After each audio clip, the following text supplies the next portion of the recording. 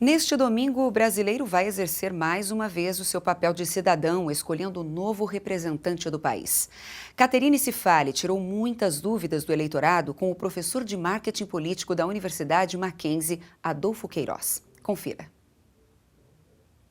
Ele é graduado pela Universidade Metodista de Piracicaba, é mestre pela Universidade de Brasília, é doutor pela Universidade Metodista de São Paulo e tem pós-doutorado pela Universidade Federal Fluminense. Atualmente, ele é professor de marketing político pela Universidade Presbiteriana Mackenzie. Adolfo Queiroz, obrigada por conceder essa entrevista ao TJ Alfa.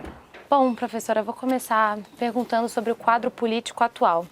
Em julho do ano passado, houve uma série de manifestações e os protestos eram em relação ao aumento do preço do transporte público, à corrupção, às obras superfaturadas da Copa do Mundo, entre outros fatores. Agora, esse ano, a crise econômica, o aumento da inflação, a morte do político Eduardo Campos, entre outros fatores. Como é que você vê o brasileiro? Você acha que para essa eleição o eleitorado está mais engajado, mais interessado do que em outras eleições? Olha, eu acho que é um movimento muito parecido com o que aconteceu nos anos 80, né, quando nós tivemos as diretas já, e houve uma intensa participação da sociedade naquele momento para que nós modificássemos a situação política no Brasil e não conseguimos, né? O Congresso Nacional derrotou a proposta das emendas. Depois nós tivemos o período do Collor, aí sim, né, as manifestações da sociedade, os caras pintadas, influíram decisivamente para que o Collor fosse afastado do poder, né? Entretanto, as manifestações do ano passado, me parece que não bateram no resultado que nós vamos ter no domingo, né, após o segundo turno. Por que não refletiram objetivamente? Porque essas manifestações foram soltas, né?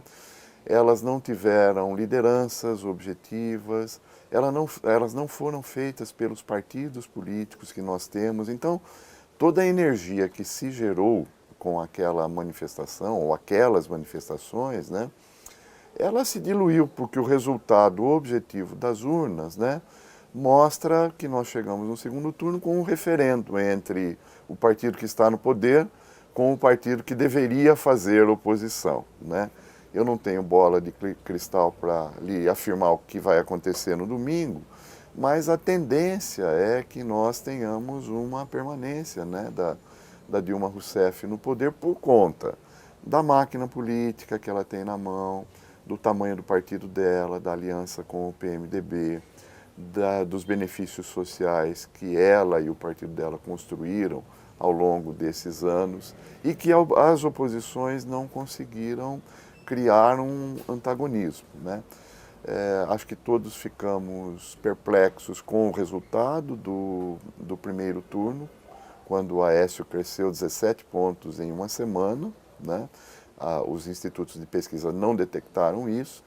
E assim como não detectaram lá, é possível que haja alguma surpresa no domingo. Mas a tendência, né, pelo que a gente percebe, ouve, pela qualidade dos programas do PT e pela qualidade dos programas do PSDB nesse segundo turno, né, pelo que aconteceu nos debates até aqui, eu não quero quebrar minha bola de cristal aqui na sua frente, mas a minha percepção é que nós não teremos alternância de poder a partir de domingo. Perfeito. Pegando essa deixa sobre os debates, estamos acompanhando uma forma diferente de fazer campanha política. Os candidatos, ao invés de enaltecerem suas propostas, eles preferem alfinetar as ações dos oponentes. Até que ponto isso é válido num debate político? Olha, tem sido constante. Isso aconteceu nesse primeiro turno, isso já aconteceu em debates anteriores, no tempo em que o Collor duelou com o Lula, no tempo que o Lula duelou com o Fernando Henrique, no tempo que o Mário Covas duelava com o Leonel Brizola, que o Maluf duelava com outros candidatos. Então, essa questão da agressão verbal, me parece que é um componente histórico dos programas da televisão brasileira sobre eleições, né?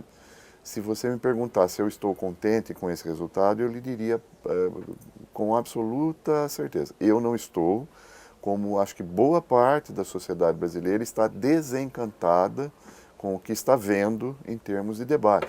Nós não queremos esse bate-boca, nós não queremos essa briga.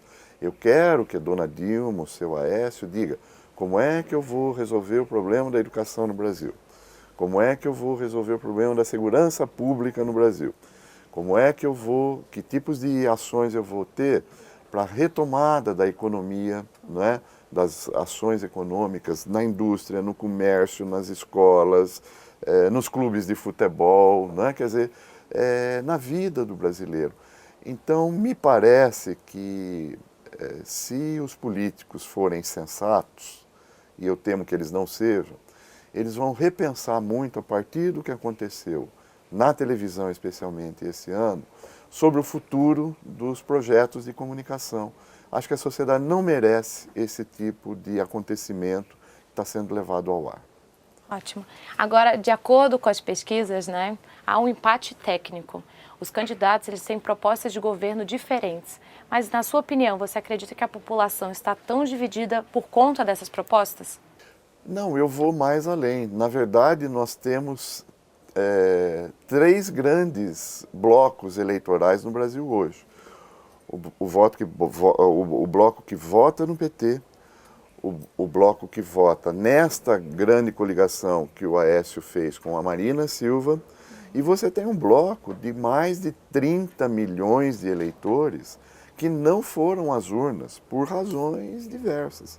Não gostam de A ou de B, estavam trabalhando, estão doentes, mudaram de cidade, estão descrentes, se abstiveram porque pagam R$ 3,50 para não participar do processo eleitoral, porque o processo eleitoral no Brasil é obrigatório, né?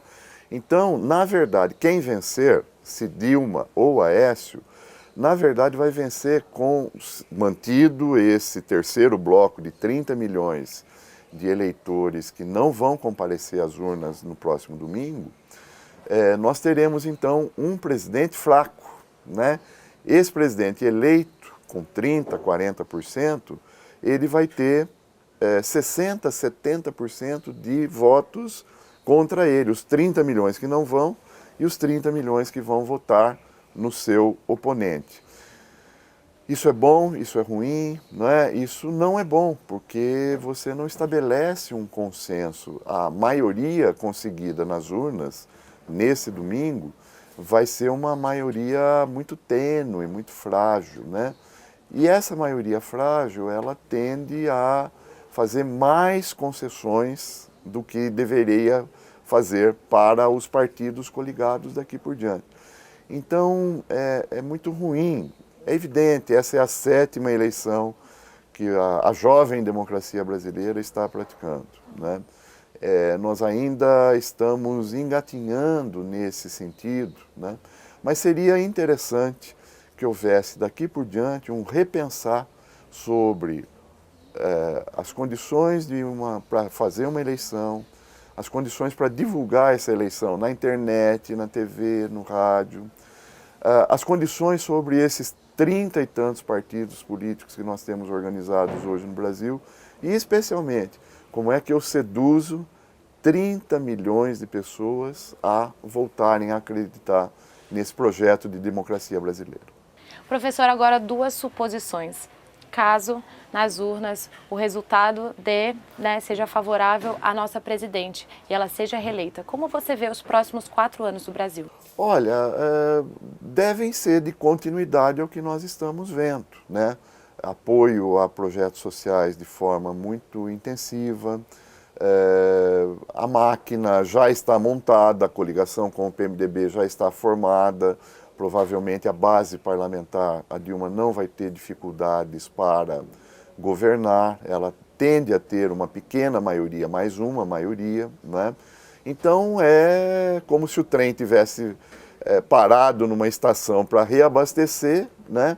E voltar. O que eu espero, sinceramente, é que os próximos 4 anos sejam de menos sacrifício para nós que compomos a classe média e que estamos bancando Bolsa Família, Bolsa Gás, Bolsa Fogão, bolsa enceradeira, bolsa liquidificador, não é? A classe média hoje está sendo, através do imposto de renda que os assalariados pagam, basicamente, através dos impostos que a indústria e o comércio pagam, né? Financiando essa desigualdade social que existe no Brasil. Ela é meritória, ela é importante, não é? Mas eu acho que a classe média precisaria de um carinho da dona Dilma nesses próximos 4 anos. Agora, caso o Aécio seja o preferido do eleitorado, como você vê esses próximos 4 anos? Caso o Aécio seja eleito presidente da República, ele vai continuar refém dos mesmos partidos políticos que a Dilma tem. O único grande perdedor, se isso acontecer, vai ser o PT, porque o PT vai ficar alijado, em tese, do processo, e o PMDB, na segunda-feira de manhã, é o primeiro partido que vai bater na porta do Aécio, querendo fazer o seu apoio, querendo ministérios, querendo cargos, essa coisa toda, para continuar garantindo o Aécio. E junto com o PMDB virá o seu Paulo Maluf, virá o seu Collor, virão outras figuras que até aqui apoiaram o PT. Então, digamos, o grande derrotado, se der o Aécio, vai ser só um partido, que vai ser o PT. Os outros vão fingir de mortos e vão querer sentar na janelinha do avião como se tivessem ganho a eleição também. Isso é Brasil, infelizmente. Corrupção. Esse é um tema que precisa ser mais discutido, mais elaborado. O brasileiro, agora, nos últimos anos, ele abriu o olho para esse problema? Olha, eu acho que a sociedade brasileira está alertada para esse problema há anos, né? O problema é que você construiu um sistema, né, de benesses dentro do governo, de pequenos funcionários públicos a altas autoridades. Todo mundo se sente no direito de ganhar um presente, de ganhar um afago, de ganhar um dinheiro, né? Quer dizer, as compras do jeito que elas são feitas hoje no Brasil, a existência de lobbies, a existência da falta de critérios para a compra de um parafuso ou de um avião ou de um navio ou para fazer uma ponte ou uma escola, são muito grandes. O que a gente viu agora sobre a Petrobras e o que a sociedade brasileira conhece deve ser uma pequena parte das coisas que objetivamente ocorrem na cidade de Brasília, né? Então eu tenho a impressão que a sociedade brasileira, o governo, né, a sociedade mundial ganhariam muito em termos de exemplo se o Brasil varresse a corrupção, mas me parece que isso não estará na agenda do próximo governo. Essa é uma agenda para a meninada que hoje tem 16, 18 anos, para construir um novo país daqui a 10 anos. A investigação em relação ao mensalão tucano, será que estaria na agenda desses próximos 4 anos? Não imagino, eu acho que zera tudo, né? A partir do momento que o PT ganhar ou que o PSDB ganhar, né? Pode ser que o PSDB ganhando, ele vá querer fazer um pouco de marola, né, na cozinha do PT. Se o PT ganhar, eles vão esquecer o PSDB, vão continuar a vida e vão tocar o projeto para a construção de um outro sucessor para ficar mais 8 anos depois da dona Dilma. Se eu puder arriscar um nome, vai ser o ex-senador e hoje chefe da Casa Civil, Aloysio Mercadante, né? Você pode escrever que a partir de segunda ou terça-feira, o Aloysio Mercadante vai começar a dar entrevistas, a ser o novo reizinho de Brasília, porque o PT precisa construir uma nova liderança com a mesma competência que o Lula construiu a Dilma terá que construir ou o Aloysio ou uma outra pessoa que seja palatável aos brasileiros. Como o senhor falou, tem muitos eleitores indecisos. Falta pouco tempo para o segundo turno para eles, de fato, tomarem uma decisão. Que dica você daria para esses eleitores? Pois é, a minha geração é a geração que ajudou o Brasil a reconquistar as liberdades democráticas, ajudou o Brasil a ter esse padrão de eleições que nós temos hoje, ajudou o Brasil a se repensar como nação, né? Nós estamos deixando para as novas gerações a oportunidade de construir um país melhor. Agora, não haverá de ser com a indiferença, né, esses 30 milhões de pessoas que não foram votar, não vai ser com indiferença que nós vamos mudar esse país, né? Então, nós precisamos de cada um dos 30 milhões que não foram votar para que venham às urnas no domingo, manifestem a sua intenção, manifestem o seu desejo, né? É evidente que desses 30, uma parte está em trânsito, está trabalhando, tem milhões de ocupações. Vocês, jornalistas, vão estar trabalhando, cobrindo o processo eleitoral, os médicos, as enfermeiras, os motoristas de ônibus. Quer dizer, muita gente vai estar envolvida profissionalmente no domingo, né? Mas não é justo que 30 milhões de pessoas percam a chance de mudar esse país. Voto nulo, branco ou justificar? Queria que você desmistificasse esses temas e qual que é a diferença entre eles. Rigorosamente nada, né? Quer dizer, um voto branco, mais um voto nulo, mais uma abstenção, você não interfere, esses votos não fazem parte do pacote que vão ter Aécio e vão ter Dilma. Então, se a Dilma tiver 10 e o Aécio tiver 9, esses 3 ou 4 que não forem votar, não vão nem para Dilma nem para o Aécio. Não vão favorecer nenhum. Não favorecem nenhum nem outro, né? Eles só desfavorecem o processo democrático. Professor, agora para finalizar, com que espírito brasileiro deve ir para as urnas e dar seu voto? Eu acho que com a liberdade que nós temos construído no Brasil nesses 25 anos, o Brasil que foi calado à força 25 anos pelos militares, que foi calado à força no período do Getúlio Vargas, que ficou 17 anos sem realizar eleições. Hoje nós temos a possibilidade de, a cada 2 anos, reconversar sobre o país, sobre a cidade, sobre o Estado, sobre a nossa representação. Nós não podemos perder, né, isso tudo que foi conquistado por gerações. Muitos jornalistas morreram, perderam a vida, muitos militantes políticos foram... seus corpos não apareceram até hoje, não é?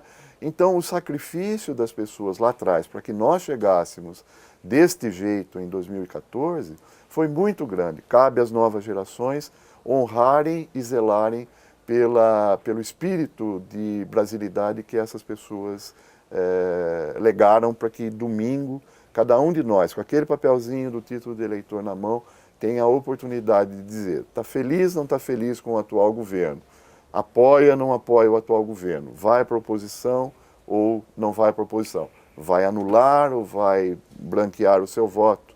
Qualquer manifestação é bem-vinda. O pior de todas as manifestações é o desprezo e a indiferença. Pense nisso, eleitor, se você concordar comigo.